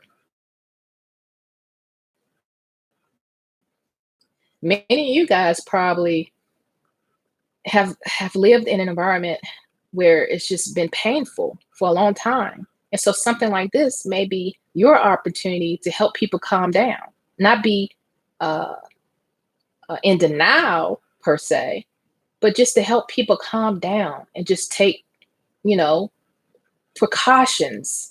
Wash your hands, If you're sick, stay behind at home, that type of thing. Well, especially if you have uh, you have unlimited sick leave or whatever. Take advantage of it. Don't jeopardize everybody else. 'Cause even though you may have a cold or something, but then the next person might pick up something. It gets in their chest and they coughing and yakking or whatever. And then before you know it, something's going to get spread around. Ari says, oh, Native says, also Tom Hanks and wife has it. Yeah, I saw that last night and this morning. And I said last night because I kind of glanced at the news last night, but I don't really watch it. But I did see it this morning. And I'm sure they're taking all their precautions and everything. Like they said, they're keeping themselves isolated until things clear up. So that's good. And it's my assumption that they are going to get the best of the best treatment because of who they are. Ari says one jazz player was touching mics allegedly but I believe he did it purposely. That's not cool. Native Mister says we are people. We as people have been through a lot as people. It makes us more calm. Yeah, it does. It does. It does. I agree. And I might have mentioned this in the last video, but I pretty much was talking to a friend of mine. And long story short, I was trying to change the subject. And I was like, if the average person had to deal with what I've dealt with, they would have fell apart by now. I said, but I'm not average. I'm not the average person. I was built to thrive. Okay. Built to thrive. And so sometimes you have to remind yourself, sometimes you feel like Yeshua said when he was on the cross, according to the Bible, he felt forsaken for a moment. And then he snapped out of it. But we all, at some point in our lives, we feel alone, but we're not. Sometimes you're cut off for a second, so you realize who you are. And when you, like I'm thinking of Wakanda right now. When Angela Bassett's character, the mother, right? The Queen Mother. When Chikata, I think that was his name, when he was knocked down or whatever. And she was like, get up or whatever. Show him who you are. I got goosebumps. I was like, yes. Show him who you are. You are the rightful king. So anyway, sometimes we got to snap ourselves out of it. And, and sometimes when we're going through X, Y, and Z, when things happen, when things hit the fan, we kind of look at people like, it's going to be fine. And even if we die, we still gonna be okay. And I said it on a spiritual level. But yeah, you have some people who've never gone through anything really tragic. When it happens, it's like a slap in the face, and then you got to kind of shake them out of that. Like, no, stand up. Like on Walking Dead, I forgot what episode and what season, but Daryl's brother was like, "Oh, you gonna rise to the occasion." Because I think one of the characters, I think it was what was that character's name? Because Negan actually beat him to death with a baseball bat. I can't think of that character's name. But anyway, that was before he manned up, after he, slaughtered several zombies. So this was before he manned up, but this is when he was all scared, whatever. And then Daryl's brother was like, "Oh, you gonna rise to the occasion."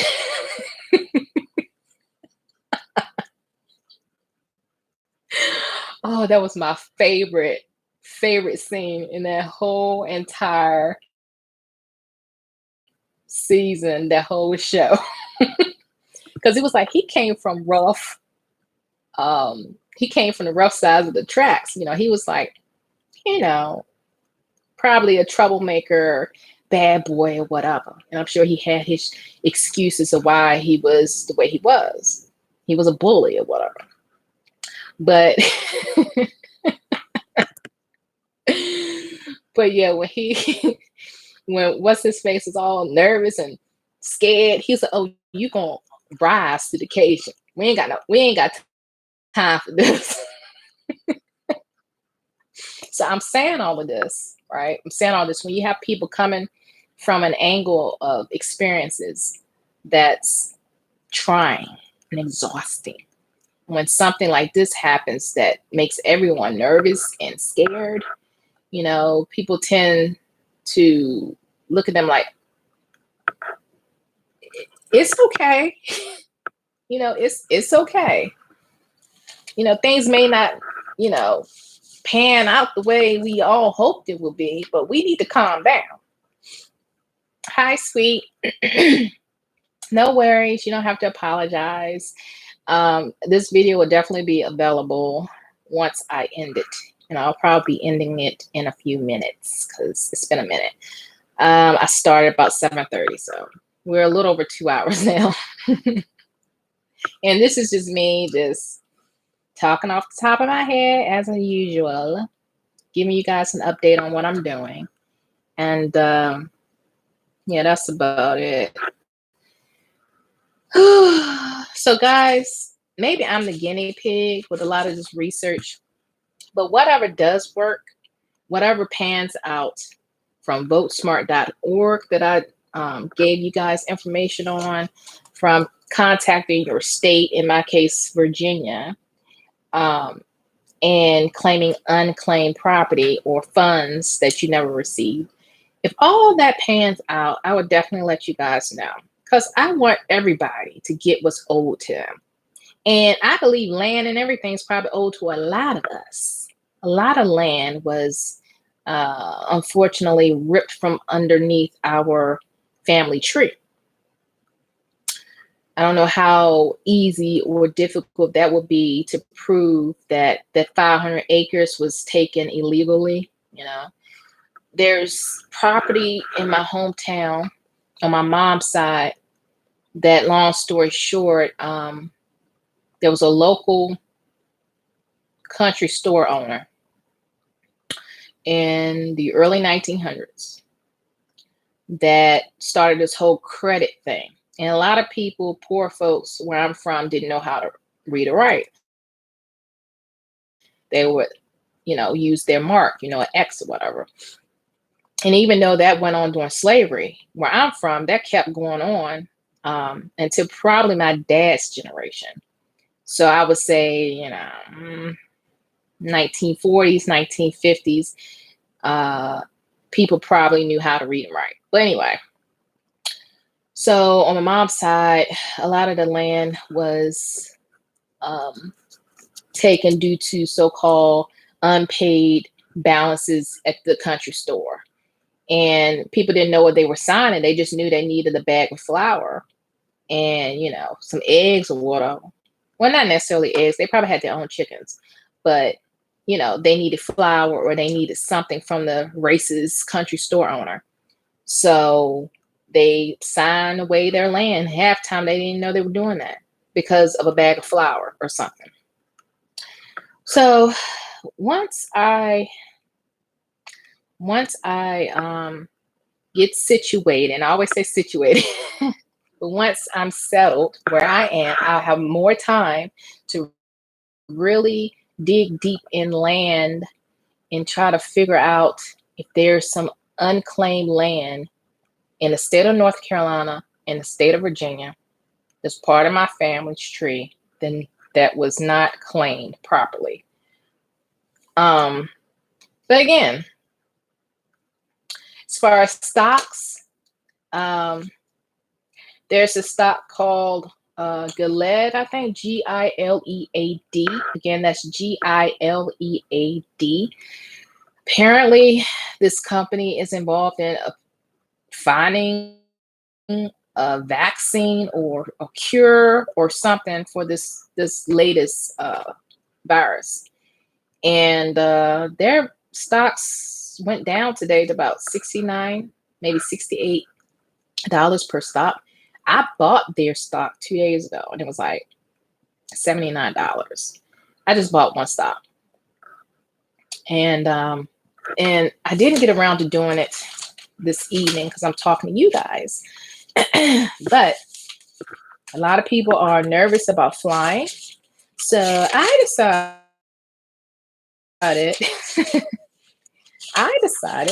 that I was going to invest in American Airline and Southwest.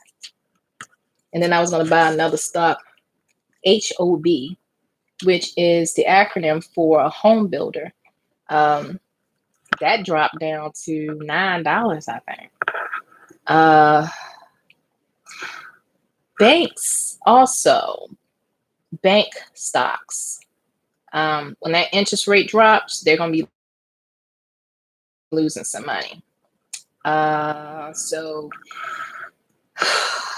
what goes up must come down. That's the saying for so many aspects of life. And when there's a situation going on like this, the wealthy people, the people that know how to build wealth, for when a market tends to drop, they tend to buy. They buy and hold. When people panic and they start selling like hotcakes, there are wealthy investors out there that start loading up on stocks. Now, I don't have $100,000 just sitting around to start buying up a bunch of stocks, but I did buy some more stocks in, was it? It was this cannabis, Aurora, I think Aurora cannabis stocks. I had like 6 or 7 of those stocks, and they weren't a lot, maybe $5 or $10 or something like that. But for people that have several thousands of dollars just sitting around, around this time, maybe even a couple of weeks would be the best time to start buying stocks. But for me, I may buy, between $1 and $80 for a stock. I'm not dropping $500-$600 to buy a bunch of stocks in one company. I'm trying to diversify, whatever. Also, I heard that the Feds will probably lower their rates again, probably in April. Again, the Feds, the federal government or whatever, will probably lower rates again in April. And I mentioned this earlier in this video that it may be a good idea to refinance whatever you're going to refinance, be it a house, be it student loans or whatever, sometime in April. Because when they lower the rates, that means that it may be easier to get loans, especially getting your loans refinanced. Because banks, they're trying to make money. And so I think that's all I have to say, guys, tonight. Once things kind of come to fruition and I can really validate what I'm learning, you guys will definitely know.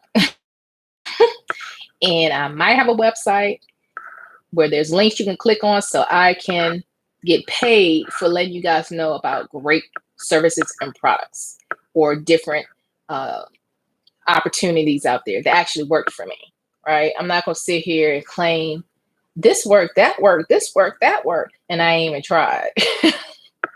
Come on now. Now, if I don't believe in it, I ain't saying nothing. If I do believe in it, if I do like it, I'll share it with you guys. But anyway, thanks guys for watching. I appreciate you. You could have been doing anything, but you decided to chill with your girl. So for those who have been watching or who will be watching, thank you. May you all be blessed. So stay blessed. Be a blessing to others. And until next time, toodles.